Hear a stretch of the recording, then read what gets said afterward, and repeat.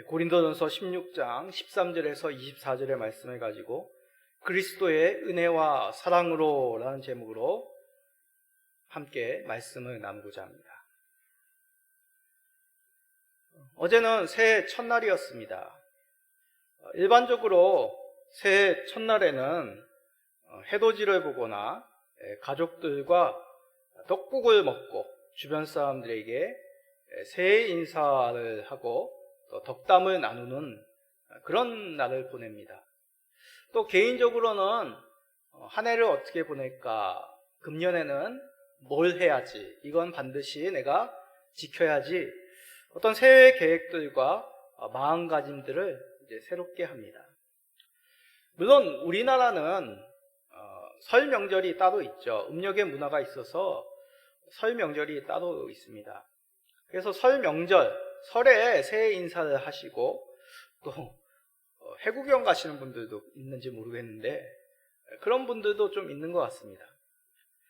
그러나 앞에서 말한 해돋이나 새해 인사 같은 것은 실질적으로 사용하는 우리 태양력 1월 1일이 그런 인사들과 또 해돋이를 많이 보러 가지 않나 생각이 됩니다.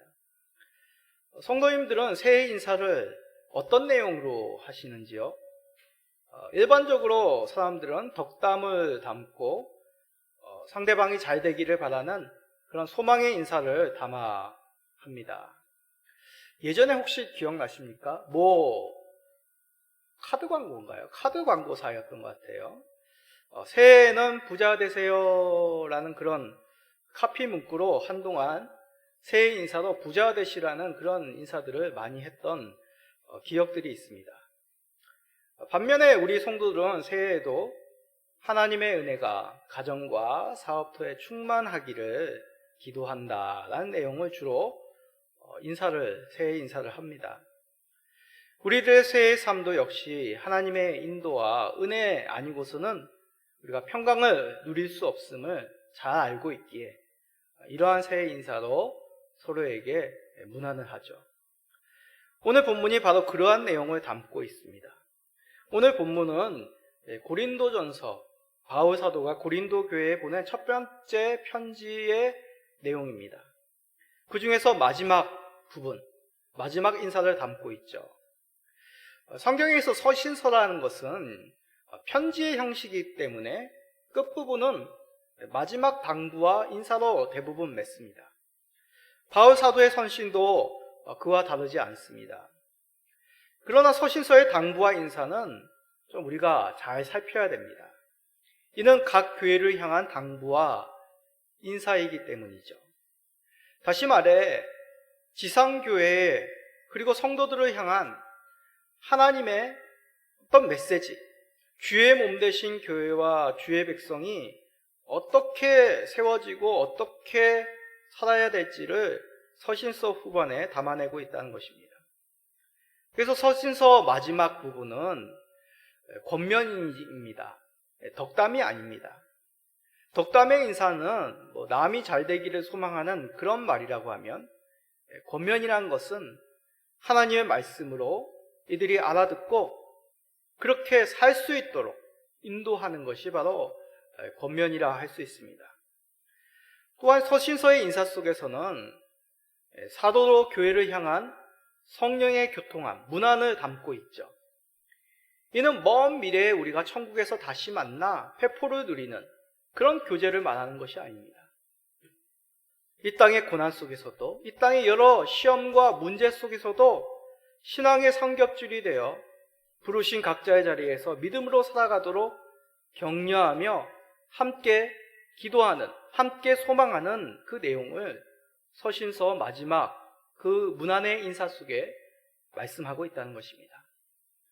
그러기에 바울 사도를 통한 고린도 교회를 향한 첫 번째 편지의 마지막 당부와 권면은 오늘날 이 시대를 살아가고 있는 우리들, 교회와 성도들을 향한 당부와 권면이기도 합니다. 새해를 시작하는 우리들에게 새해에는 어떤 모습으로 교회를 세워갈지, 또 어떤 모습으로 성도로 가정과 세상 속에서 살아갈지 오늘 말씀을 통해 살펴보기를 소원합니다. 그리하여 새해에도 세상 속에서 믿음으로 사시는 우리 모든 성도님 되시기를 간절히 축복드립니다. 자, 먼저 바울 사도를 통하여 하나님께서는 깨어있어 믿음에 굳게 설 것을 권면합니다. 자, 한번 따라해 볼까요? 깨어있어 믿음에 굳게 서라. 자, 우리 16장 13절, 고린도전서 16장 13절 다 같이 읽어봅시다. 깨어 믿음에 굳게 서서 남자답게 강건하라.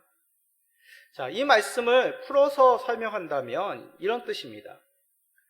주님이 오실 날이 얼마 남지 않았으니 정신을 차리십시오. 그리고 복음에 굳게 서서 흔들리지 마십시오. 지금은 말세의 때이죠. 사단은 어떻게 해서든지 우리 성도들의 믿음을 흔들어 놓으려고 합니다. 타협의 길로, 배도의 길로 돌아서게 하려고 사단이 유혹을 하죠. 그러기에 지금 우리는 정신을 차려야 됩니다. 깊은 영적인 잠에서 깨어나 무엇으로 사단의 유혹을 이겨나갈지 우리는 살피며 그 말씀대로 순종해야 되는 것이죠. 자, 그 방법에 대해서 바울 사도를 통해서 이어서 말씀하고 있습니다. 어떻게 우리가 말세를 살아가야 된다고요? 믿음에 굳게 서서 남자답게 강건하라고 말씀하십니다. 믿음이란 자기 확신이 아니죠. 열심으로 믿음을 얻을 수 있는 것이 아닙니다. 그럼 믿음은 어떻게 옵니까? 들은 말씀, 들은 복음 가운데서 나는 것이 믿음입니다. 로마서 10장 17절 우리 다 같이 읽어볼까요? 그러므로 믿음은 들음에서 나며 들음은 그리스도의 말씀으로 말미암느니라.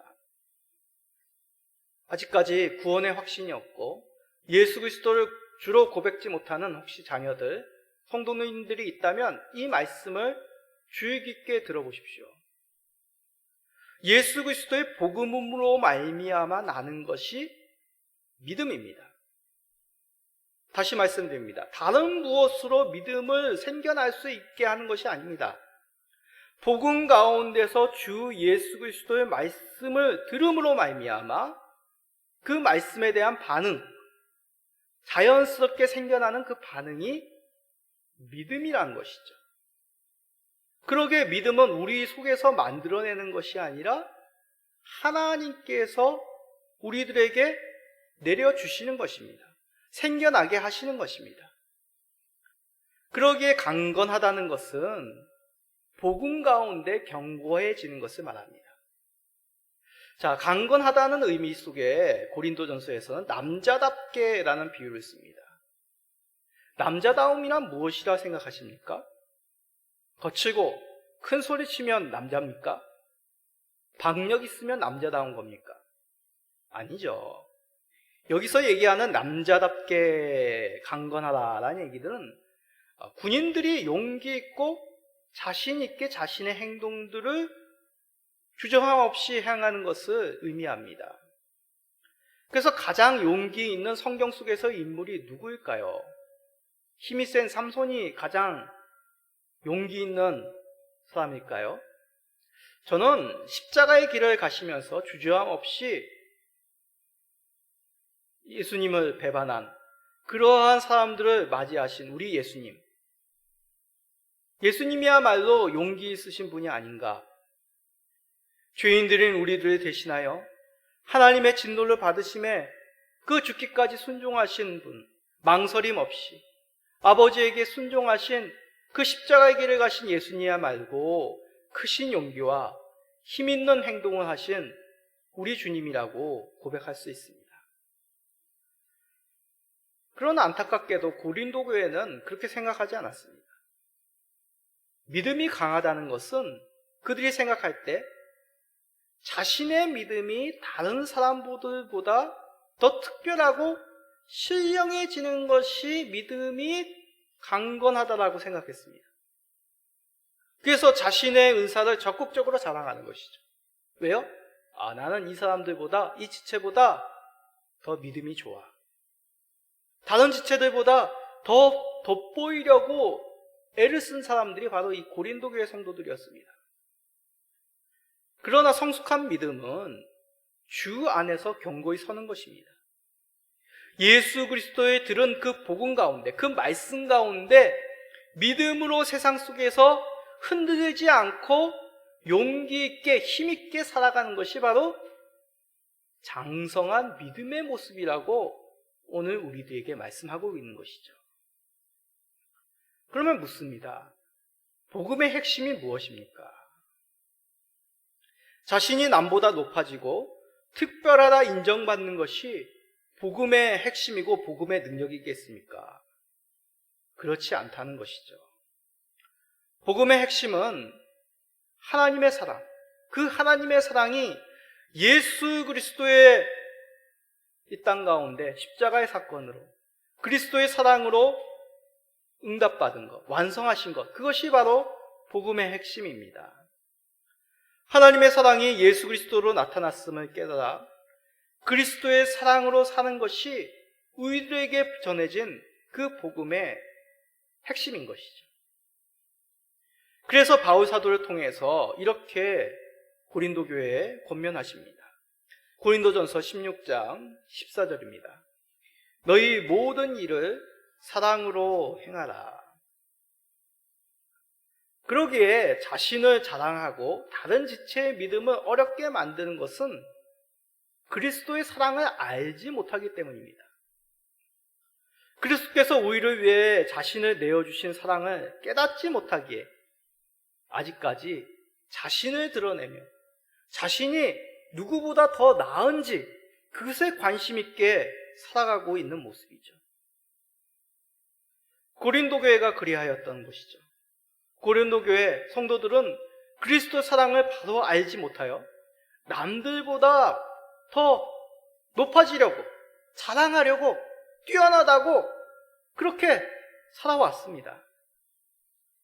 아닙니다. 그리스도께서 우리를 사랑하시듯 우리도 서로 사랑하는 것이 우리에게 전한 그 그리스도의 복음의 핵심인 것이죠. 그리하여 우리도 받은 사랑대로 서로 사랑하는 것이 마땅합니다. 바울 사도는 마지막 당부로 깨어 믿음에 굳게 설 것을 권면하며 이것을 사랑으로 행하라고 말씀하고 있는 것입니다. 우리가 잘 알고 있는 고린도전서 하면 13장이 기억이 납니다. 사랑 없는 은사 사용은 무엇과 같다고요? 울리는 꽹과리와 같다고 합니다. 여기서 얘기하는 울리는 꽹과리라는 것은 아무런 의미 없는 이방의 종교적인 행위입니다. 우리가 그리스도의 사랑으로 그리스도께서 행하신 하나님의 사랑의 확증인 그 복음 가운데 서지 못한다면 아무런 의미 없는 이방의 종교적인 행위와도 너희들의 신앙은 같다라고까지 말하고 있는 것이죠. 바울도 고린도전서 이 첫 번째 편지 말미에 22절에서도 주를 사랑하지 않으면 저주받은 자라고까지 말씀하고 있는 것입니다. 그리스도의 사랑을 깨닫지 못한다면 복음 가운데 설 수 없습니다. 믿음 가운데 살아갈 수 없습니다. 반면에 그리스도께서 자신을 내어주기까지 우리를 사랑하신 것을 안다면 이 환난 많고 유혹 많은 이 세상 속에서 흔들리지 않고 믿음으로 살아갈 수 있다는 것이죠. 잠시 우리가 넘어질지라도 다시 일어설 수 있다는 것입니다. 왜냐하면 그리스도의 사랑으로 우리를 붙잡고 계시기에 우리에게 확증된 그 그리스도의 사랑이 십자가의 복음으로 이미 우리들에게 허락되었기에 그 사실은 흔들리지 않는 견고한 하나님의 사랑이기 때문에 우리는 세상의 유혹과 환난 속에서도 잠시 넘어질지라도 다시 일어설 수 있는 것입니다.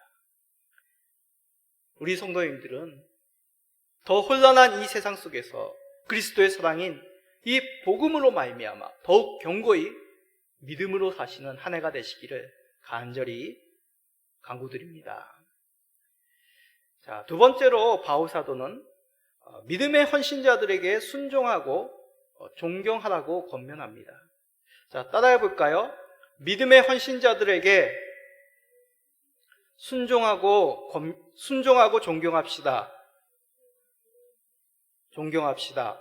자, 고린도 16장 15, 16절을 읽어봅시다. 형제들아, 스데바나의 집은 곧 아가야의 첫 열매요 또 성도 섬기기로 작정한 줄을 너희가 아는지라. 내가 너희를 권하노니 이 같은 사람들과 또 함께 일하며 수고하는 모든 사람에게 순종하라. 자, 스데바나라는 사람이 나옵니다. 이 스데바나라는 사람은 이 고린도 전서에만 잠시 언급되는 인물입니다. 이 말씀에 의하면 스데바나는 아가야라는 지역에서 바울에게서 첫 세례를 받은 성도입니다. 또한 이 스데바나는 교회를 위해서 아낌없이 물질을 내놓았던 사람입니다. 스데바나 자신만이 아니라 그의 가정이 하나님을 위해, 교회를 위해서 아낌없이 헌신한 사람이 바로 이 스데바나입니다. 바울 사도로 통해 말씀하시기를 이런 사람들에게 순종할 뿐만 아니라 18절에 보면 이들을 알아주라 라고 얘기합니다. 이런 사람들을 알아주라. 이런 사람들을 알아주라 라는 말씀은 인정하고 존경하라는 의미입니다. 이는 우리가 순종과 존경이 어디서부터 나오는지를 깨닫는 말씀입니다. 예수님께서 순종해야 될 이유 중에 하나, 예수님께 우리가 순종해야 될 그 이유 중에 하나가 무엇입니까? 예수님은 말씀만 능력이 있으셨던 것이 아니라 바로 말씀대로 사신 우리 하나님이십니다. 하나님이신 그분께서 자신이 행하신 그 말씀대로 그대로 순종하신 분이 우리 예수님이라는 거죠.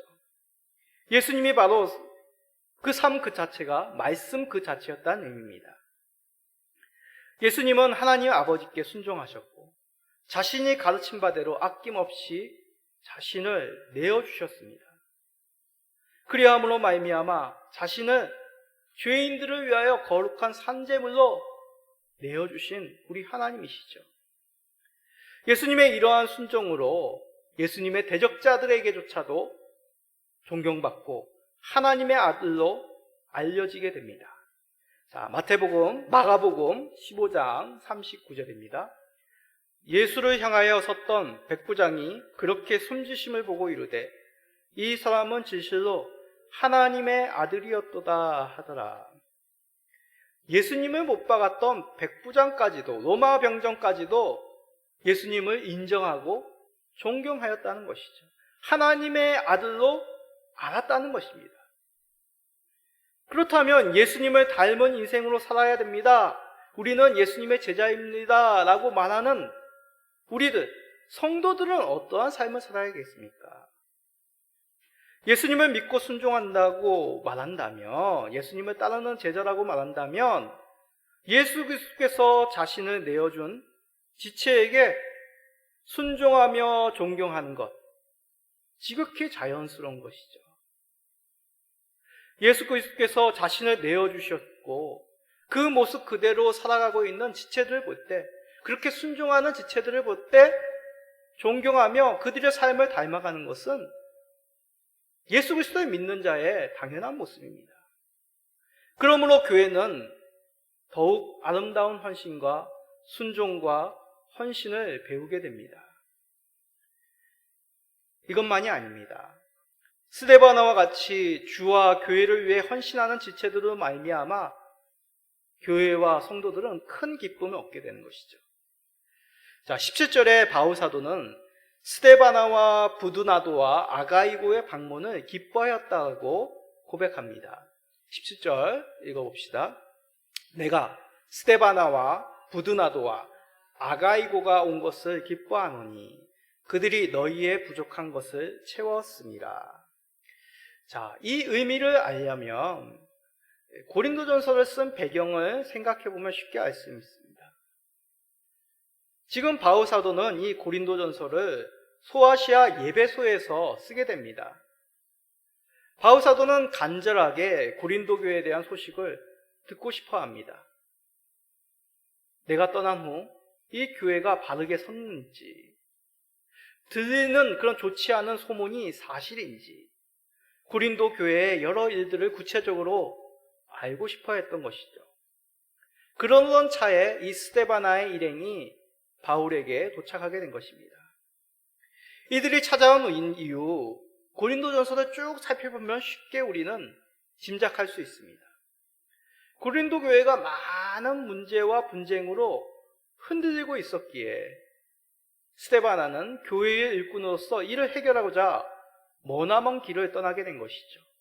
머나먼 길을 지나 바울 사도에게 이 문제를 안고 어떻게 해결할지 지도를 받고자 하였던 것입니다.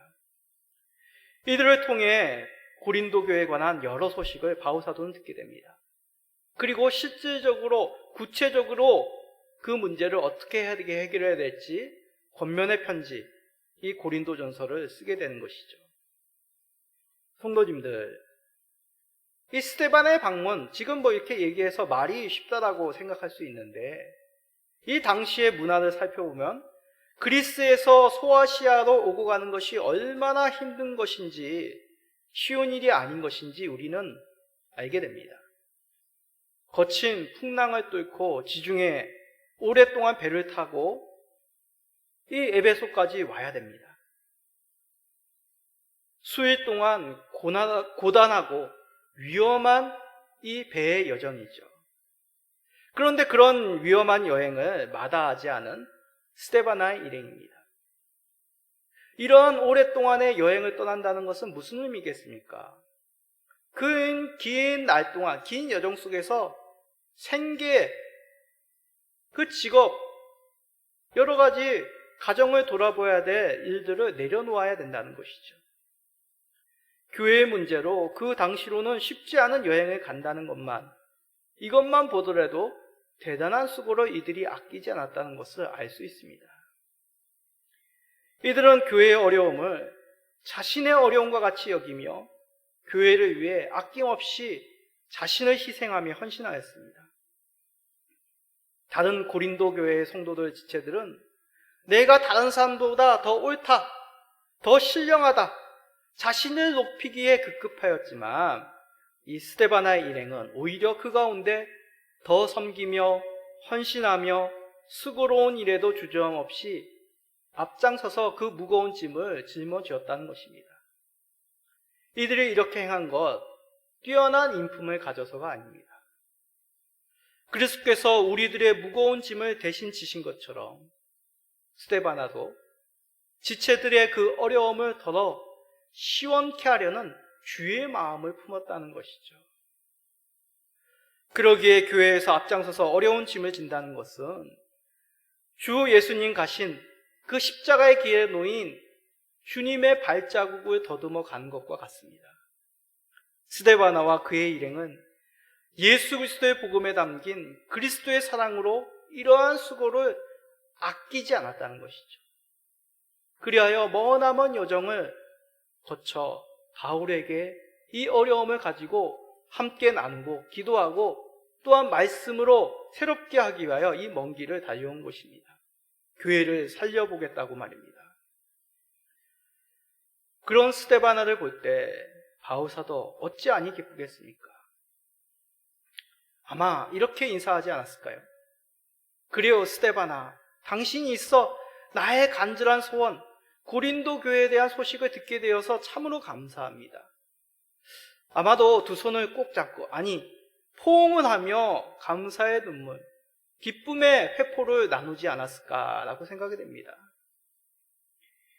이렇듯 성도 간의 인사와 여러 소식을 전하는 것은 성도들을, 이 교회를 기쁘게 하며 감격하게 만듭니다.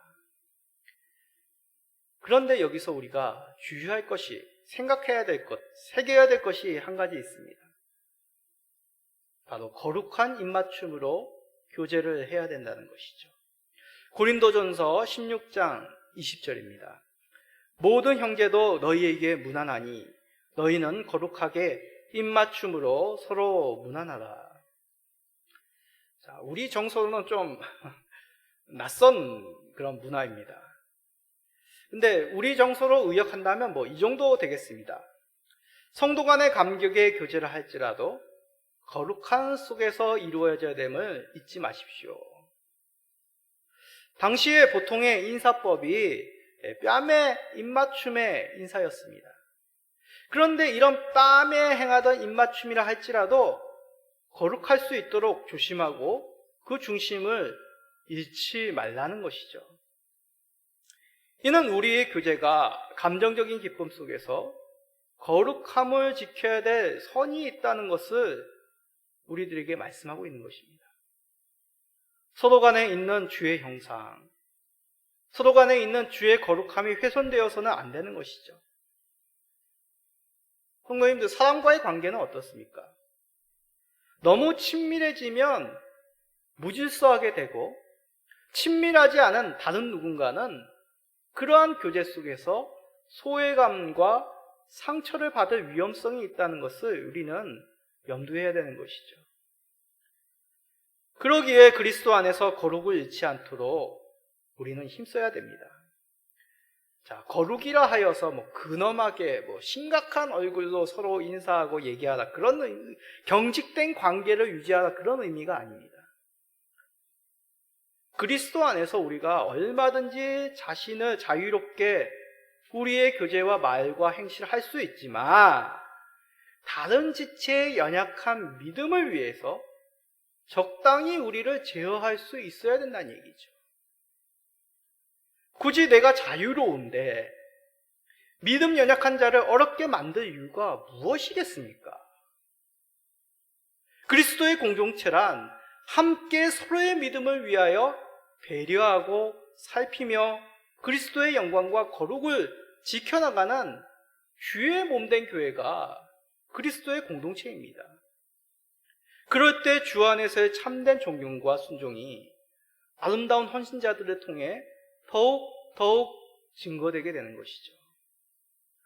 자, 새해에는 주와 몸된 이 교회를 위해 아낌없이 수고하나 거룩함을 잃지 않는 주의 지체들을 더욱 존경하고 이를 담기에 힘쓰는 우리 모든 성도님 되시기를 간절히 축복드립니다. 자, 마지막으로 바울 사도는 은혜 가운데 있기를 바라며 편지를 맺고 있습니다. 자, 따라해 볼까요? 은혜 가운데 있으라. 23절, 우리 고린도전서 16장 23절 다 같이 읽어봅시다. 주 예수 그리스도의 은혜가 너희와 함께하고. 자, 이 문구는 어디서 많이 들어보셨죠? 목사님들이 예배 말미에 이제 축도할 때 들어가는 축도입니다. 주 예수 그리스도의 은혜와. 자, 인간적으로 생각하면 고린도 교회에 예수님의 은혜?